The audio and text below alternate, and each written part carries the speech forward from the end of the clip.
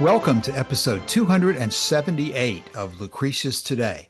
This is a podcast dedicated to the poet Lucretius, who wrote On the Nature of Things, the most complete presentation of Epicurean philosophy left to us from the ancient world. Each week we walk you through the Epicurean texts and we discuss how Epicurean philosophy can apply to you today. If you find the Epicurean worldview attractive, we invite you to join us in the study of Epicurus at EpicureanFriends.com, where we discuss this and all of our podcast episodes. Today, we're continuing into Cicero's discussion of the nature of death and what our attitude should be towards it. Last week, we concluded with one of the problems of the religious perspective in that it actually calls us to look forward to death, calls us to think that death is actually a better place than being alive here on this earth. And at the end of the episode, Joshua read from a Christopher Hitchens book. Calasini had some comments about how many of us, when we are younger, go through being almost traumatized by these ideas of Armageddon and tribulation and things that are going to happen to cause the destruction of the world, which, as Christopher Hitchens brought out, is something that the religious viewpoint causes you to think is a good thing in many respects. And of course, that is the antithesis of Epicurus's approach, in which this world and this life are all that we have. And we certainly do not look forward to the destruction of the world, which, from a physics point of view, we do expect to happen at some point in the very distant future. But also, we do not look forward to our own death, which, while it is not painful after we die, we cease to exist when we die. We cease to exist and we feel nothing after that point. So there's nothing good for us in death whatsoever to look forward to, unless we're in a position where we need death to escape from some pain that we find to be unbearable and that we're unable to escape otherwise. But certainly after we die, we cease to exist and we experience nothing else whatsoever. And that's the important part of Epicurean philosophy in its teachings as to death. Now, in recent weeks, as we've been going through Cicero's argument, he has been focusing on these Platonic arguments from motion, from memory, all sorts of other arguments that Plato and others had come up with to assert that death is not the end of our consciousness, call it soul or mind or whatever you'd like to call it, but that after death, our individuality, our soul can continue to exist. And in fact, because it is made of a very light substance, it will ascend into the heavens, basically, where we enter this better place for us, where we originally came from in the first place, before we were imprisoned in the body from this point of view. Cicero has been going through these arguments that attempted to persuade his student that death was not only not a bad thing, it was affirmatively a good thing. Now, as we go through the argument further today, Cicero is going to be shifting his ground and no longer focusing his argument on the good things that will happen after death, but he's saying that even if you don't agree with me that you continue to exist, that you will be in a better place. Even if you don't agree with me, and he specifically names the Epicureans as examples of those who don't agree with him, I'm still going to argue to you that you're not going to suffer any harm in death. And again, this is where he's to some extent embracing arguments that are very similar to those of Epicurus himself. But as we go through it, I think you'll see a significant twist and differences of implications as Cicero goes through this same alternative. So last week, we finished 31 with this reference to the Epicureans, who Cicero says he regards very little as taking the position that death is the end of consciousness. And so today we're going to resume with section 32. And as before, Joshua will stand in for Cicero and Calasini will stand in for the student. So at the end of section 31, Cicero ends it this way. He says, "The Stoics, on the other hand, allow us as long a time for enjoyment as the life of a raven. They allow the soul to exist a great while, but are against its eternity." And then we get into section 32 for today. And he says this: Are you willing to hear then why, even allowing this, death cannot be an evil? As you please, but no one shall drive me from my belief in immortality. I commend you indeed for that, though we should not be too confident in our belief of anything, for we are frequently disturbed by some subtle conclusion. We give way and change our opinions, even in things that are more evident than this. For in this there certainly is some obscurity. Therefore, should anything of this kind happen, it is well to be on our guard. You are right in that, but I will provide against any accident. Have you any objection to our dismissing our friends the Stoics? Those, I mean, who allow that the souls exist after they have left the body, but yet deny that they exist forever. We certainly may dismiss the consideration of those men who admit that which is the most difficult point in the whole question, namely, that a soul can exist independently of the body, and yet refuse to grant that, which is not only very easy to believe, but which is even the natural consequence of the concession which they have made, that if they can exist for a length of time, they most likely do so forever. You take it right. That is the very thing. Shall we give, therefore, any credit to Panaetius when he dissents from his master Plato, whom he everywhere calls divine, the wisest, the holiest of men, the Homer of philosophers, and whom he opposes in nothing except this single opinion of the soul's immortality? For he, Panaetius, maintains what nobody denies, that everything which has been generated will perish, and that even souls are generated, which he thinks appears from their resemblance to those of the men who begot them. For that likeness is as apparent in the turn of their minds as in their bodies. But he brings another reason, that there is nothing which is sensible of pain which is not also liable to disease. But whatever is liable to disease must be liable to death, and the soul is sensible of pain. Therefore, in his view, it is liable to perish. Okay, a couple of interesting comments about that include that Cicero, who is generally identified by most people with being a Stoic, even though he does not claim to be, and in fact claims he is not one, here calls the Stoics his friends in the same context in which he has just referred to the Epicureans as people who he has very little regard for. And it's also interesting to me, this detail about the Stoics taking the position that the soul does continue to exist after death, but only for a relatively short period of time. And that they compare this to the raven. And in looking for something specific, I can't find a reference to ravens being discussed by the Stoics explicitly, but apparently there is this general association of ravens with death. But the bottom line is that the Stoics did not hold that the souls are immortal, but that even the souls of the greatest men will eventually cease to exist. Again, I think the Stoics are generally reputed to have focused on the soul being made of divine fire, and that this divine fire within each person's soul is going to eventually commute back and join the main fire, so that while there is no individuality in that eventual outcome, they reconcile death by saying they're rejoining their origin. But Cicero, I think, reasonably points out that the flaw in the Stoic argument is that the real question is whether the soul can exist at all outside the body. And he makes, I think, a reasonable point that if the soul can exist outside the body for some period of time, there's no reason not to think that it can exist forever outside the body. But then he points to Panaetius, who he otherwise likes, and Panaetius, who otherwise likes Plato, who said that he didn't believe that the souls of even the holiest of men are eternal. Because Panaetius equates souls to the men from whom they come, and he knows that men had a birth date.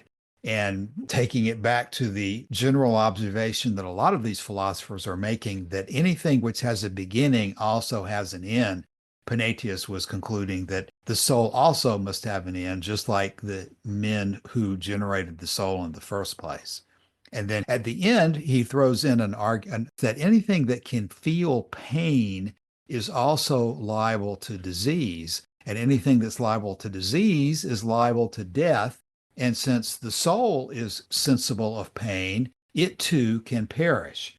And that argument strikes me as being very similar to one that Epicurus makes, that the soul, just like the body, can be diseased. And so, whether that argument originated with Epicurus or whether it's an ongoing argument that Epicurus and Lucretius simply commented on, it certainly is part of the Epicurean point of view that the soul is not supernatural. The soul, as Lucretius goes into at great length, is subject to disease and other problems associated with the body.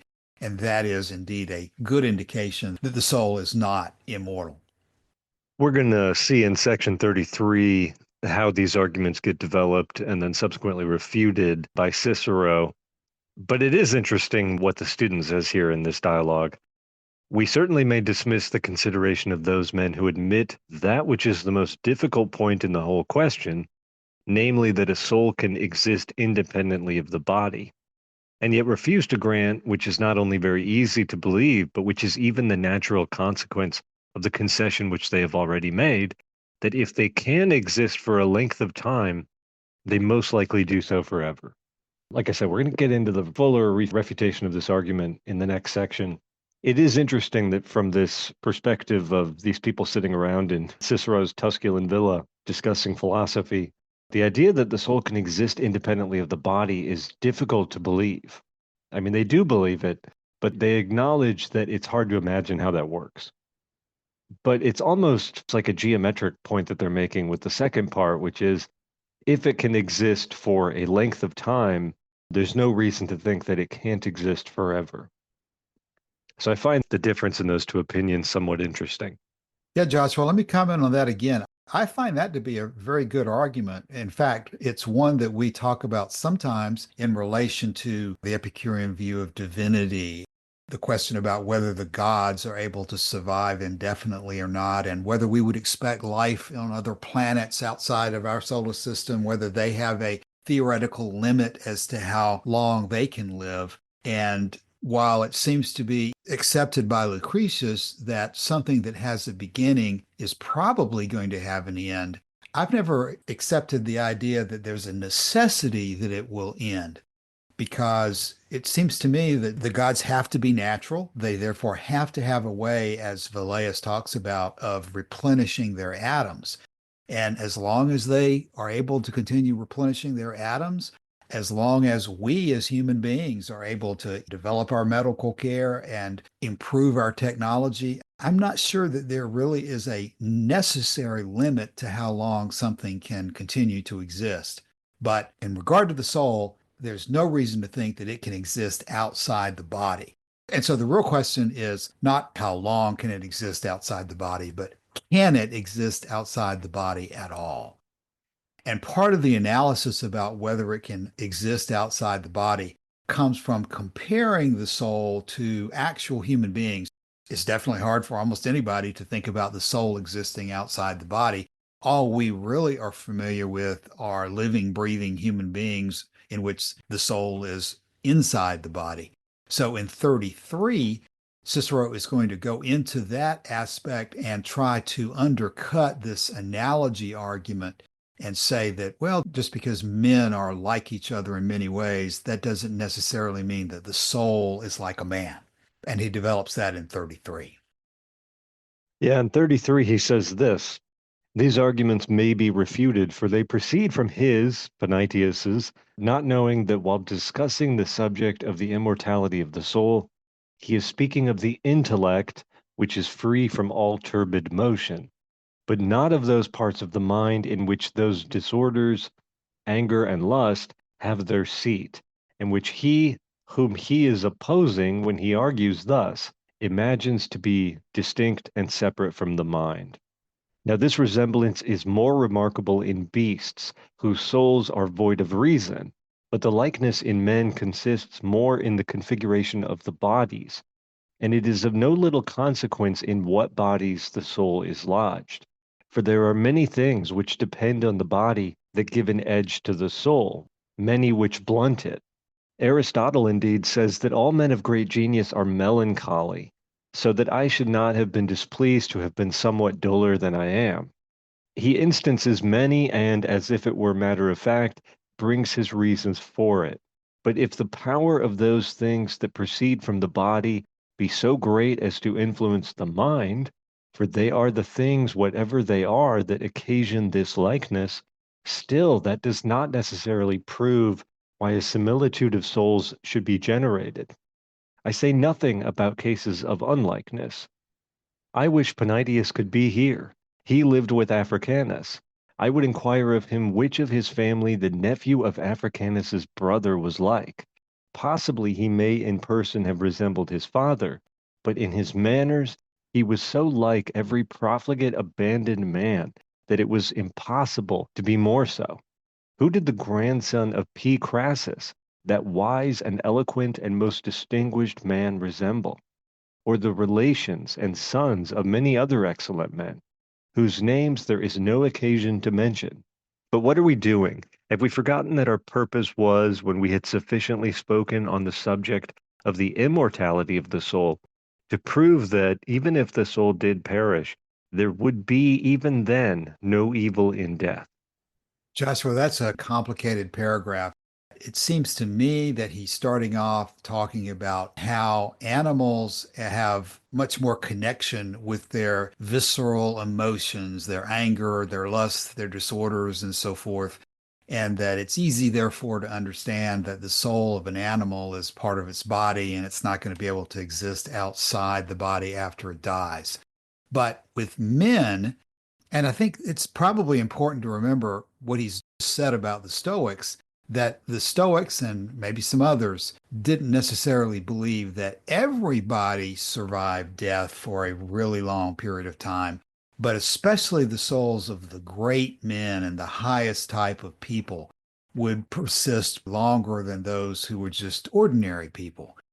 And so I read his argument going in the direction here that even though a lot of men are just like beasts and are controlled by their emotions and their souls are just constantly tied up in their bodies, there are people who are of great genius and very high type of people who are much different than the type of man who is engaged every moment in his lusts and his emotions and his pleasures and his pains. And that therefore we just can't say that the souls of all men are going to die because the souls of all men are wrapped up in their bodily desires. We also have to realize that all men are not like each other. Some are much higher than others and able to divorce themselves from the body, as Cicero has been talking about previously. And even within the same family, Africanus, who was one of the greatest Romans who ever lived, had nephews who were reprobates. And so, even within the same family, you can have souls that are greatly different from each other. So, his little tangent, it seems to me, indicates that he is saying that this argument from analogy that men are like animals, all men are like other men, therefore nobody has a soul that survives death, is not a good one because of the great varieties of nobility, virtue, so forth within men. And I actually think part of this might be intended to be slightly humorous, where he says that Aristotle says that all men of genius are melancholy. So he, Cicero, would not be displeased if he himself had been duller than he was. Cicero's implying that he's not melancholy, but since Aristotle says men of great genius are melancholy, he maybe should have been more melancholy. I don't know if that's what that means or not, but the general thrust of that section 33 seems to be an intent to carry on this argument that the soul of at least great men can survive after death. Yeah, I think we can make sense of this section by looking at the points that he's making about Panidius and his argument. He says, he, Panidius, maintains what nobody denies, that everything which has been generated will perish. So that's the overarching argument, right? The soul dies because it was generated, and everything that is generated will perish, therefore the soul will perish. And then how does Panidius make that argument? Cicero gives a number of reasons. He says that we know that souls are generated, that they have an origin, which Panidius thinks appears from their resemblance to those of the men who begot them. And in this argument, he's talking about just what you were talking about there, Africanus, Scipio Africanus. and how he's got, it's confusingly worded because he said his brother's nephew, which would presumably be his own son. But anyway, he's got some relation in the next generation who is not at all living up to Cicero's standard of what a true and good Roman should be. And so in this case and in many others, we have people who do not bear a resemblance to the men who begot them. For Panaetius says that the likeness is as apparent in the turn of their minds as in their bodies. And Cicero says, sure, he looks like his father. You know, he might have facial features that resemble his father, but the turn of his mind is so radically different that in the most essential point, we can say that Panaetius, your argument is not holding up here. And then the second point that Panaetius makes is there is nothing which is sensible of pain which is not also liable to disease. But whatever is liable to disease must be liable to death. The soul is sensible of pain, therefore it is liable to perish. Now, I think that Cicero is answering this second objection in the first part of this paragraph in section 33, because this is where he draws the distinction between the intellect, which he says is free from all turbid motion, and those parts of the mind in which the disorders of anger and lust have their seat, and which he, whom he, Panaetius, is opposing when he argues thus, imagines to be distinct and separate from the mind. I'm not entirely sure how to parse that, but you've got the intellect, and then you've got this other part of the mind or the soul, this lower part that is subject to anger and lust. And he says that that part of the mind has a resemblance that is close to the beasts, because the souls of the lower orders of animals are void of reason. So the intellect is straight out in lower orders of animals. So the only thing that the lower orders of animals have is that part of their mind in which those disorders of anger and lust have their seat. And that is, I think, what Cicero is saying here. That is why humans, their souls survive after death, and that is why the lower orders of animals, their souls do not survive after death. This bit you quoted there, Cassius, about all men of great genius are melancholy. This is rooted in the view of medicine in the ancient world that there are four humors, and that you have to keep these humors in balance. And if one of them gets the upper hand over the other three, then it affects not only your physical appearance, because you can look up these old pictures. It's like a profile of the four humors, which are melancholy is in excess of black bile, sanguine is in excess of blood, phlegmatic is in excess of phlegm, and choleric is in excess of yellow bile. And you can look up pictures, sort of profiles of four guys, and each of them typifies one of these four excess humors. And it shows that if you don't keep them in balance, this is where things go wrong, both in your health and in your mind and in your physical appearance. So the association between intelligence and melancholy, sort of soul sadness, is one that's been made many times since. In fact, the Byronic hero of Lord Byron's poetry tends to be melancholy in that sense as well. And I think we still have this idea today that people with, let's say, lower intelligence have a higher degree of acceptance. They just accept things and they're not as bothered, they're not as flustered by the things that happen to them as people who have a high degree of intelligence, and that makes them happier than people who have a high degree of intelligence. I think that's what he's tapping into here. I don't know how that connects, but I think he's responding specifically to those 2 points that Panaetius has made. But he allows here, he says at the end, have we forgotten that our purpose was, when we had sufficiently spoken on the subject of the immortality of the soul, to prove that even if the soul did perish, there would be even then no evil in death. So he's acknowledging here that just by bringing up Panaetius and his argument with Plato, that in arguing with Panaetius, he is making the point that he's been making this whole time, which is that in Cicero's view, the soul does not die with the body. The soul exists eternally apart from the body after death. I remembered it very well, but I had no dislike to your digressing a little from your original design, whilst you were talking of the soul's immortality. I perceive you have sublime thoughts and are eager to mount up to heaven. I am not without hopes myself that such may be our fate. But admit what they assert, that the soul does not continue to exist after death. Should it be so, I see that we are then deprived of the hopes of a happier life. But what is there of evil in that opinion? For let the soul perish as the body. Is there any pain, or indeed any feeling at all, in the body after death? No one indeed asserts that, though Epicurus charges Democritus with saying so, but the disciples of Democritus deny it. No sense, therefore, remains in the soul, for the soul is nowhere. Where then is the evil? For there is nothing but these two things. Is it because the mere separation of the soul and body cannot be effected without pain? But even should that be granted, how small a pain must that be? Yet I think that it is false, and that death is very often unaccompanied by any sensation at all, and sometimes even attended with pleasure. But certainly the whole must be very trifling, whatever it is, for it is instantaneous. What makes us uneasy, or rather gives us pain, is the leaving all the good things of life. But just consider, I might not more properly say, leaving the evils of life. Only there is no reason for my now occupying myself in bewailing the life of man, and yet I might with very good reason.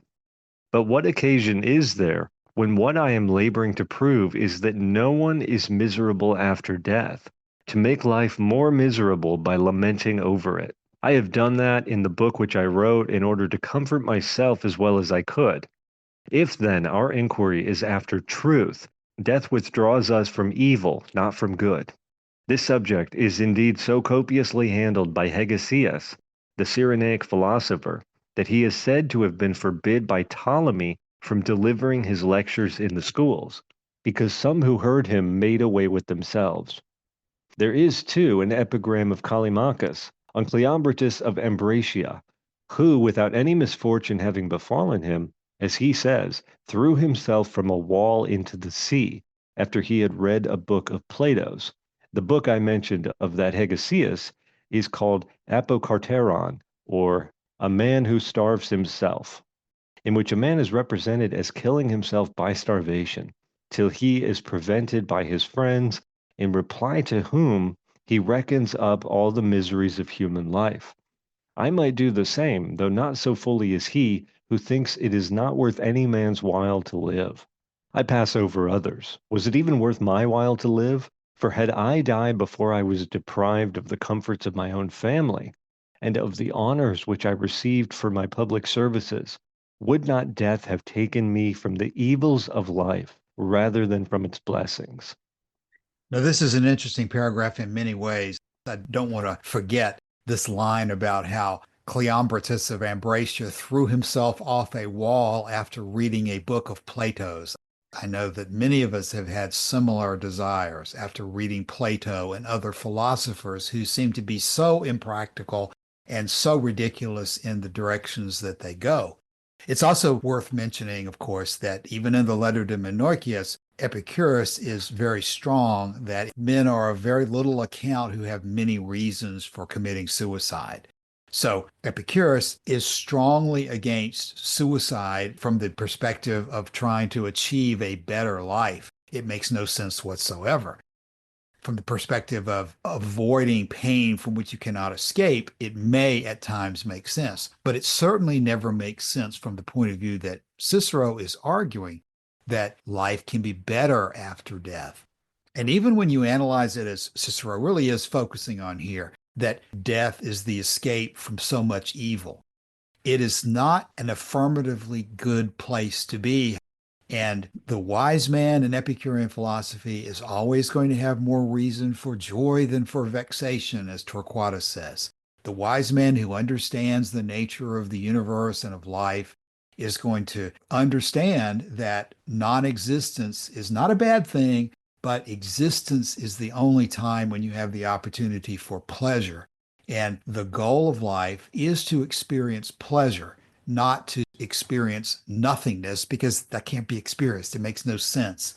It makes no sense to even entertain such an idea, which Cicero says here he himself has entertained, especially in the context of his own loss of his family, he says, where he questions whether it was worth his while to continue living on after he was deprived of the comforts of his family and deprived of the honors of his public services, Cicero's asking himself, would not death have taken me from the evils of life rather than from its blessings? Now, we have run into this Hegesias, the death decider, as he's called before.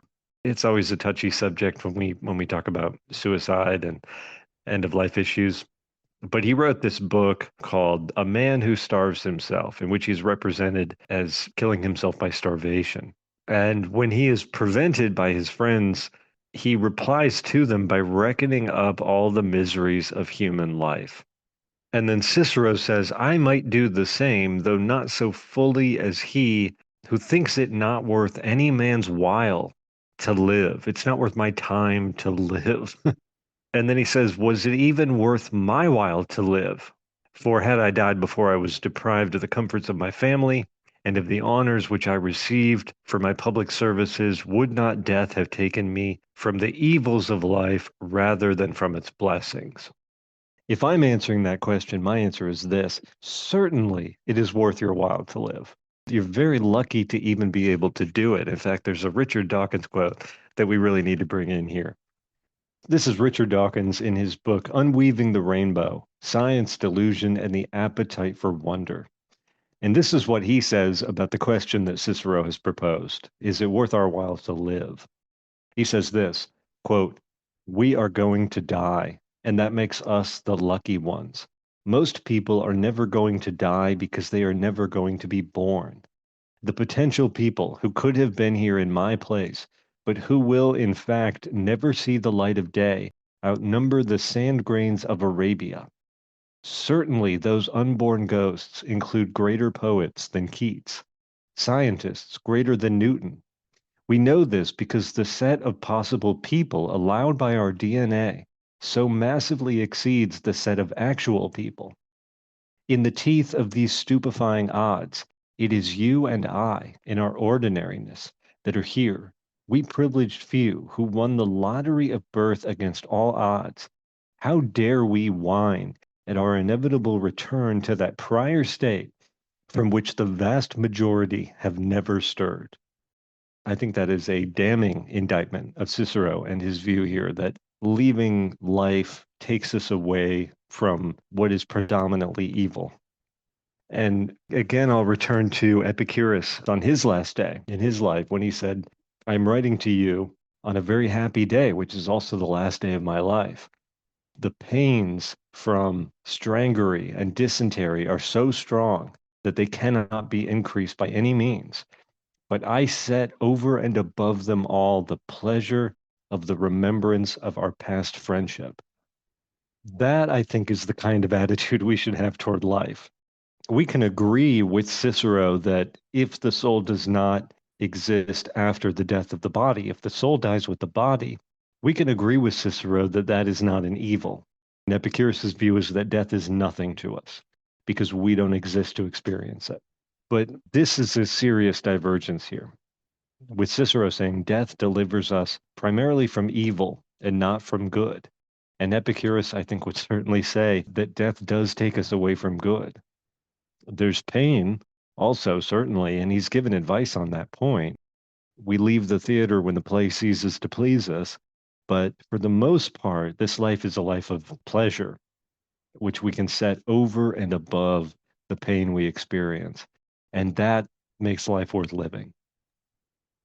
Yes, Joshua, I completely agree with the way you've just phrased that. Now, Cicero is not going to let us off easy on this point, though. And as we go into the next sections, I'm going to suggest that we read 35 and 36 together, because what Cicero is going to say to try to leverage his argument here is he's going to go to the extreme of pointing out examples of people who were basically at the top of life, surrounded by riches, surrounded by friends, enjoying the very best pleasures of life, who shortly thereafter fall from that precipice to the worst of pains. And he's going to try to contrast those two situations and say that this is an example of why I'm right. This is an example of why it is better to go ahead and die in certain cases. And of course, if it's true in certain cases, then that supports his argument that maybe it's true in all cases.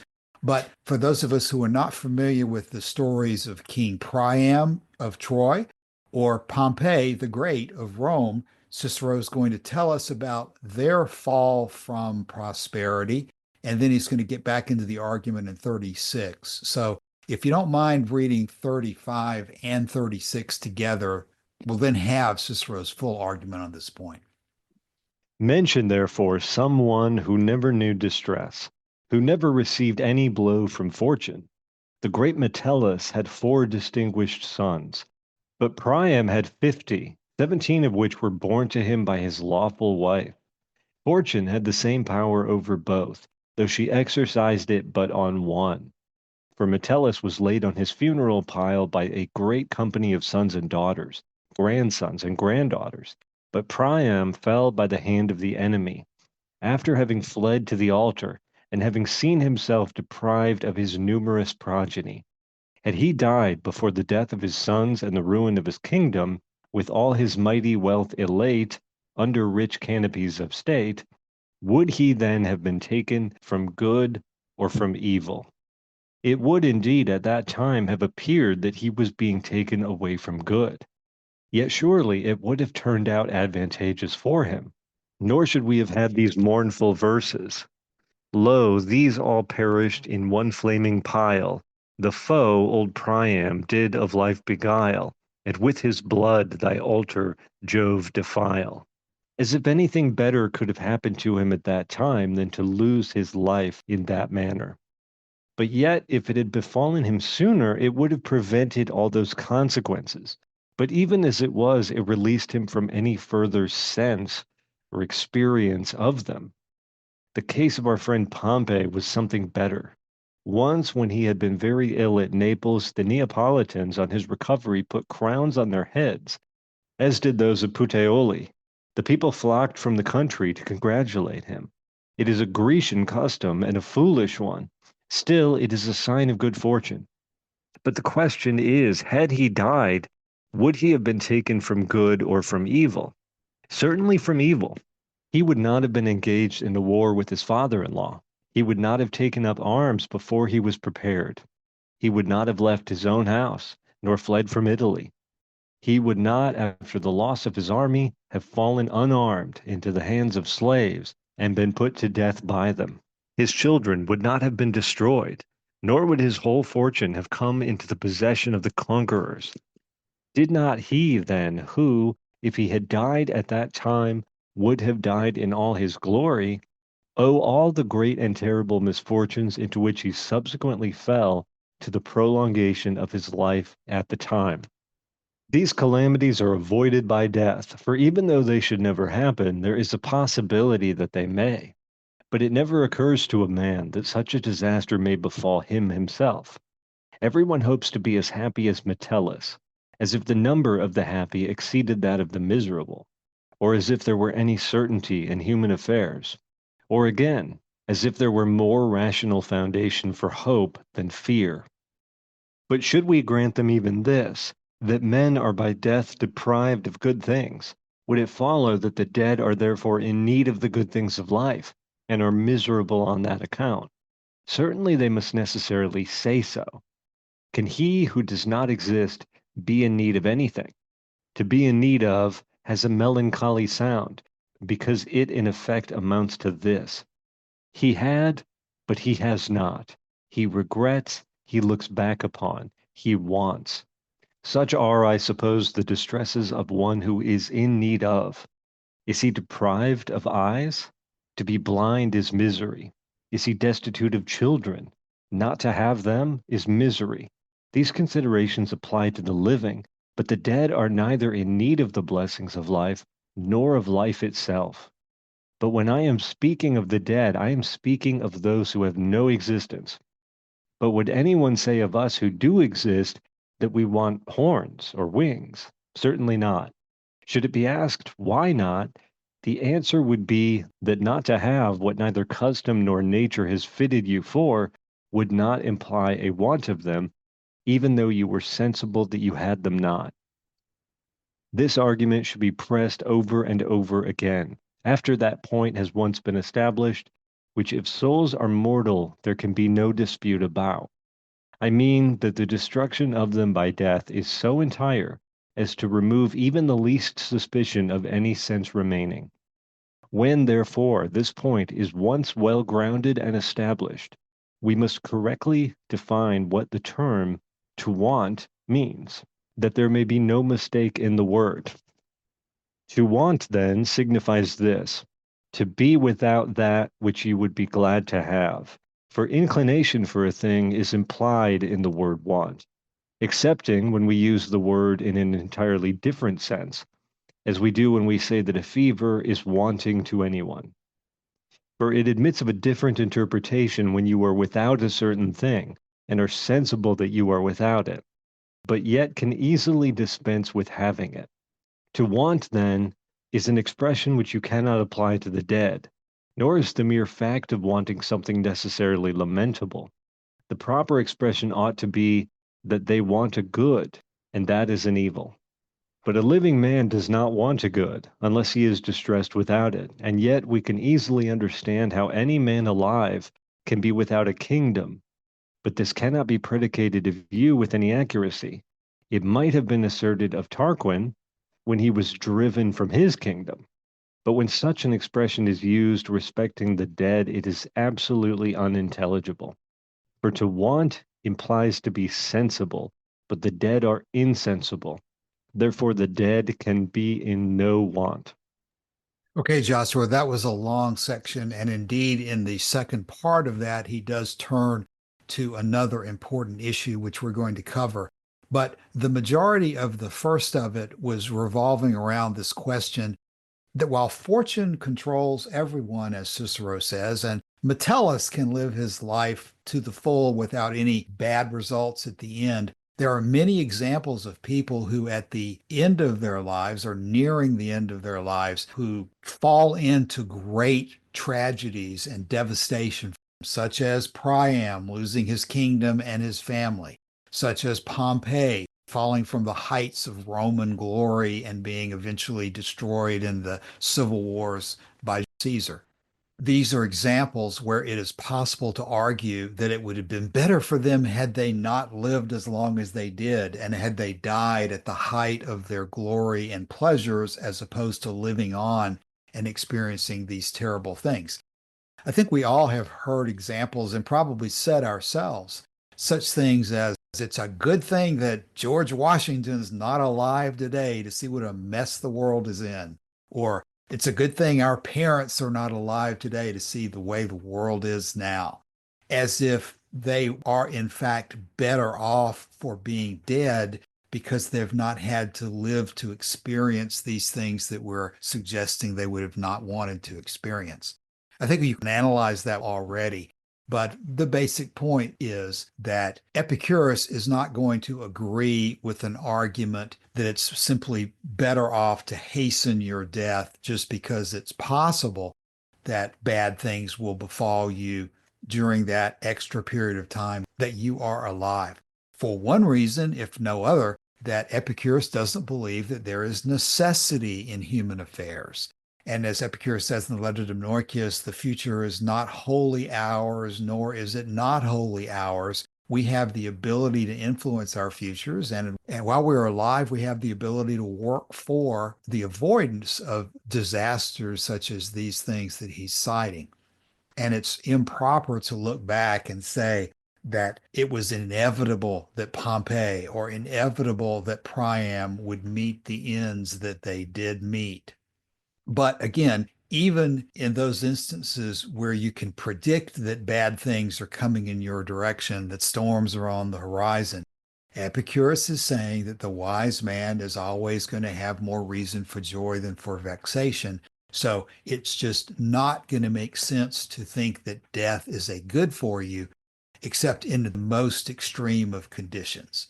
And you're certainly never going to get to the point where you can read a book by Plato or listen to Hegesias talk about the great benefit of losing the problems of life. You're not going to let that convince you to commit suicide.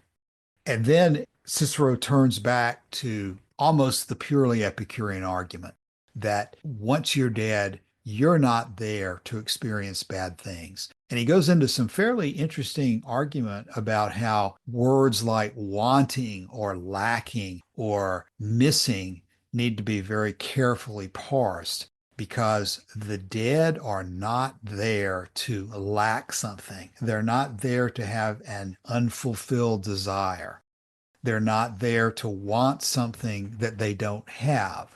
And Cicero, I think, probably does a pretty good job of explaining that here at the end of section 36.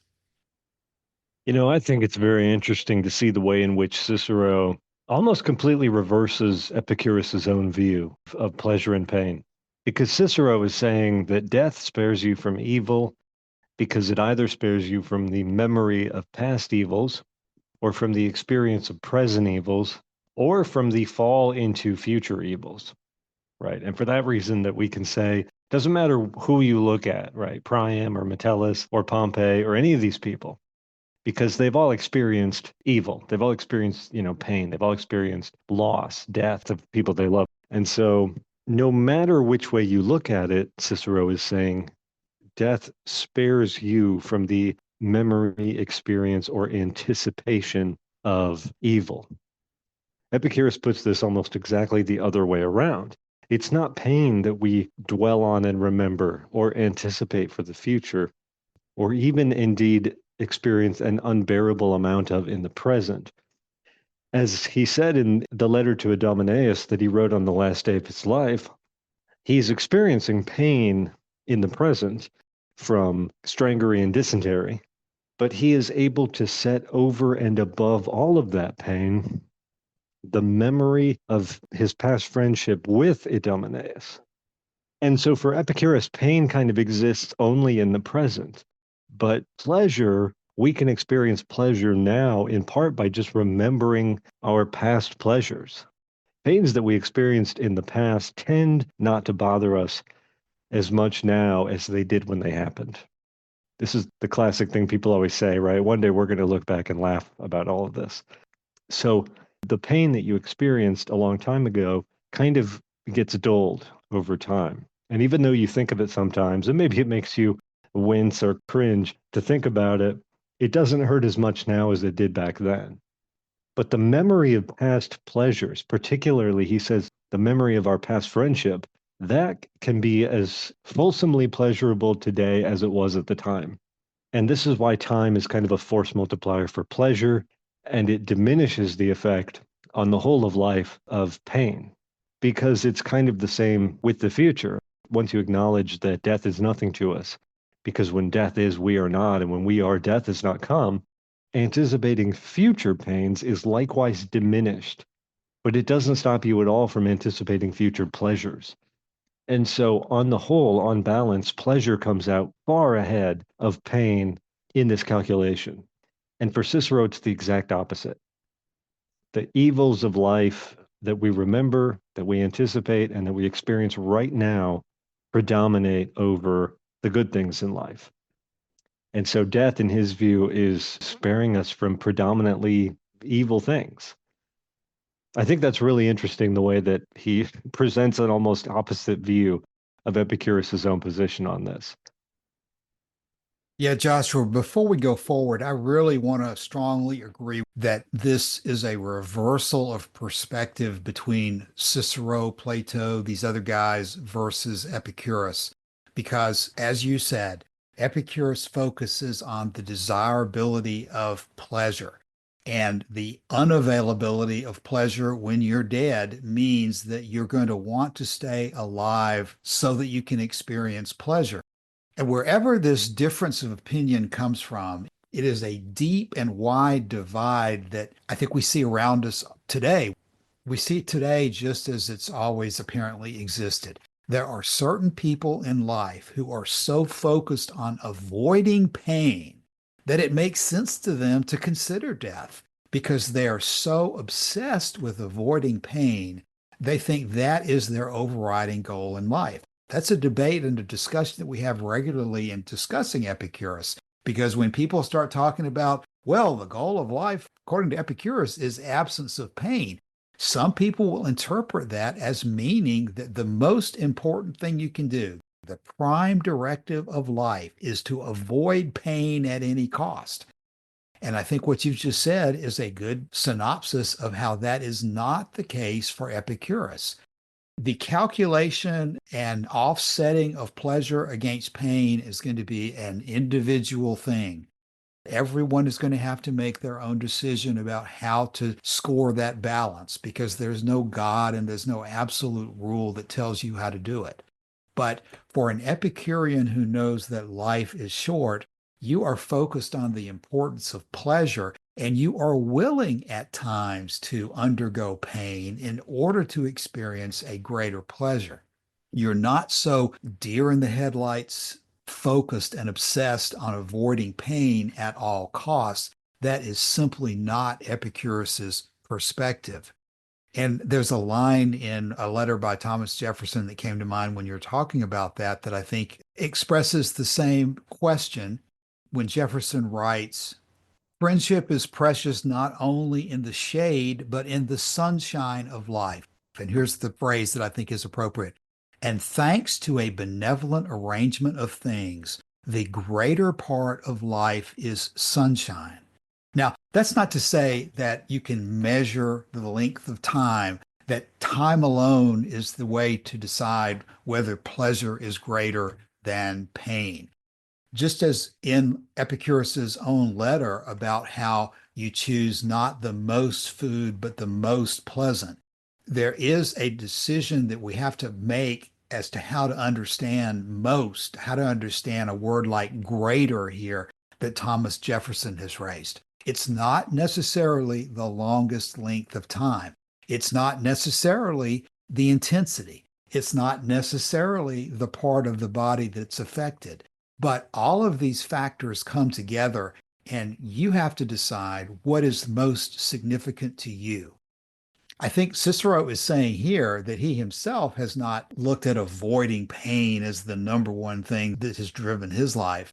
But certainly Epicurus would say that avoiding pain is not the number one thing that drives life. It's pleasure, but it takes understanding of the question to be able to articulate this in a way that makes the most sense. Of course, in Epicurean philosophy, the absence of pain is pleasure. So when you start talking about absence of pain for someone who understands Epicurus's manner of speaking, you're referring to pleasure. But Cicero is really dealing with the way most people think about all this. And in fact, he's going to devote one of the sections of this book to the proper perspective on pain and how to deal with it. Obviously, Epicurus spends a lot of time on that subject. But I think the point that you've raised here is the best one we could make at this moment, that what you're trying to do in an Epicurean perspective is maximize your pleasure. And you know that you cannot ever experience a moment of pleasure ever again after you die. You never want to choose a permanent solution to a temporary problem unless the circumstances absolutely justify to you the correctness of that decision. You know, in line with this view that Cicero is kind of reversing Epicurus's own position in coming to the opposite conclusion, I see some evidence of that also in the first part of section 37, when Cicero writes, "But what occasion is there to philosophize here in a matter with which we see that philosophy is but little concerned? How often have not only our generals, but whole armies rushed on certain death?" And then he gives a whole list of battles and generals and so forth. And Cicero is saying here that if soldiers and generals don't fear death when they go to war, there's hardly any need to bring philosophy into this question at all, because we can see this for ourselves in our own lives. We don't have to have recourse to philosophy for this. And what I would compare it to is the proem to Book 2 of Lucretius, when Lucretius writes this way: "How sweet it is when whirlwinds roil the great ocean, to watch from land the danger of another. Not that to see some other person suffer brings great enjoyment, but the sweetness lies in watching evils you yourself are free from. How sweet again to see the clash of battle across the plains, yourself immune to danger." And then he says, "But nothing is more sweet than full possession of those calm heights, well built, well fortified by wise men's teachings, to look down from here at others wandering below, Men lost, confused, in hectic search for the right road, the strife of wits, the wars for precedence, the everlasting struggle night and day to win towards heights of wealth and power. So Cicero is saying if you go and see what happens in war, soldiers marching into certain death in battle, and they're unafraid, which should be all the evidence we need that death is nothing to be afraid of. And Lucretius kind of says the opposite thing. He says to watch soldiers marching in war into battle, into certain death, makes the person who sees that happen from afar feel a flood of relief that they are not themselves marching into certain death. That to be immune to danger, as he put it, as the clash of battle crosses the plains, that this is sweet and pleasurable to be free from it. Not because it's pleasurable or sweet to enjoy the suffering of another, but because the bare escape of some calamity is one of the keenest and most intense pleasures. This flood of adrenaline that happens when you escape some severe danger to your person. So I think it's interesting that Cicero continues to just reverse what the Epicureans have already said on these points. And maybe he's not even doing this intentionally, right? It's just that in coming to the opposite conclusion, he's using the opposite arguments. And so to continue through 37 here, but if it had been a thing to be feared, that is death, L. Brutus would never have fallen in fight to prevent the return of that tyrant whom he had expelled. Nor would Decius the father have been slain in fighting with the Latins, nor would his son when engaged with the Etruscans, nor his grandson with Pyrrhus, having exposed themselves to the enemy's darts. Spain would never have seen in one campaign the Scipios fall fighting for their country, nor would the plains of Cannae have witnessed the death of Paulus and Geminus, or in Venusia that of Marcellus, nor would the Latins have beheld the death of Albinus, nor the Lucanians that of Gracchus. But are any of these miserable now? Nay, they were not so even at the first moment after they had breathed their last. Nor can anyone be miserable after he has lost all sensation. Oh, but the mere circumstance of being without sensation is miserable. It might be so if being without sensation were the same thing as wanting it. But as is evident, there can be nothing of any kind in that which has no existence. What can there be afflicting to that which can neither feel want nor be sensible of anything? We might be said to have repeated this over too often, only that here lies all that the soul shudders at from the fear of death. For whoever can clearly apprehend that which is as manifest as the light, that when soul and body are consumed and there is a total destruction, then that which was an animal becomes nothing, will clearly see that there is no difference between a hippocentaur, which never had existence, and King Agamemnon, and that M. Camillus, who lived several hundred years ago, is no more concerned about this present civil war than I was at the sacking of Rome several hundred years ago when he was living. Okay, Joshua, perhaps in contrast to what we've been criticizing Cicero for in taking a diametrically opposite position from Epicurus, it's interesting that Cicero seems to be tracking Epicurus, I think, very well here in these final arguments. Because, of course, in Principal Doctrine number 2, Epicurus had said, death is nothing to us, for that which is dissolved is without sensation, and that which lacks sensation is nothing to us. And here Cicero is stating the same thing fairly eloquently, that when there is no sensation, then you cannot lack or feel the want or be sensible of anything. And as Cicero says here, it is as clear as day, manifest as light, that when both the soul and body are gone, there's total destruction, and that which was becomes nothing. And Cicero gives some analogies that I don't know that we've ever cited before, that there's no difference between a hippocentaur, which never had an existence, and a king who dies who did have an existence and who experienced all the pleasures of the world. Neither the king who was real or the centaur who was a fiction have existence in death. And so neither of them can feel a lack or a desire or a want of anything. And Cicero applies Lucretius's argument to his own situation. When Lucretius says that we are not concerned about the Punic Wars and the ravages to Italy that occurred before they were born, Cicero says that Marcus Camillus, who had lived long before Cicero, was no more concerned about the present civil war in which Cicero was living than Cicero himself was at the sack of Rome at the time of Camillus, which was many years before Cicero was born. So here Cicero is almost exactly following the Lucretian argument. So with us being at the moment somewhat consistent with Cicero, that's probably a good time to bring today's episode to a conclusion.